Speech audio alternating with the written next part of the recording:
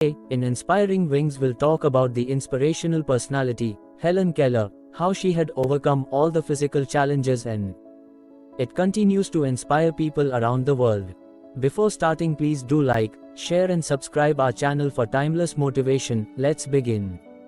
Helen Adams Keller was born on June 27, 1880, in Tuscumbia, Alabama, the daughter of Arthur H. Keller, a newspaper editor, and Kate Adams Keller, a homemaker. At the age of 19 months, she contracted an illness that left her deaf and blind. The illness was later diagnosed as scarlet fever or meningitis. Keller's parents were devastated by their daughter's disabilities, but they were determined to provide her with an education. In 1887, they hired Annie Sullivan, a young teacher from the Perkins Institute for the Blind in Boston. Sullivan used a method called the Tedoma method, which involved placing her fingers on Keller's lips and spelling words into her hand. Keller initially resisted Sullivan's teaching, but she eventually began to learn.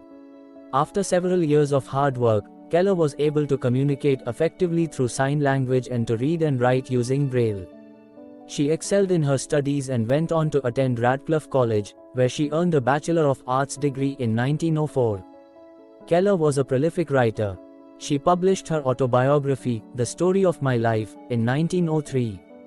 She also wrote several other books, including The World I Live In, 1908, Out of the Dark, 1913, and My Religion, 1927. Later on, she became lifelong advocate for people with disabilities. She traveled the world giving lectures and speeches about her experiences and the importance of education for deaf and blind people. She also wrote several books, including her autobiography, The Story of My Life, 1903. Keller was also a champion for social justice. She was an outspoken supporter of women's suffrage, the labor movement, and racial equality. She believed that everyone, regardless of their ability, should have the opportunity to reach their full potential. She died on June 1, 1968, at the age of 87. Keller's life was a remarkable one. She overcame incredible challenges to live a full and meaningful life. She was a pioneer in the field of education for people with disabilities. And she was a champion for social justice. Her story is an inspiration to us all. Helen Keller's accomplishments: became the first deaf and blind person to earn a Bachelor of Arts degree.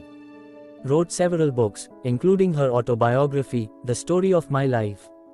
Traveled the world giving lectures and speeches about her experiences.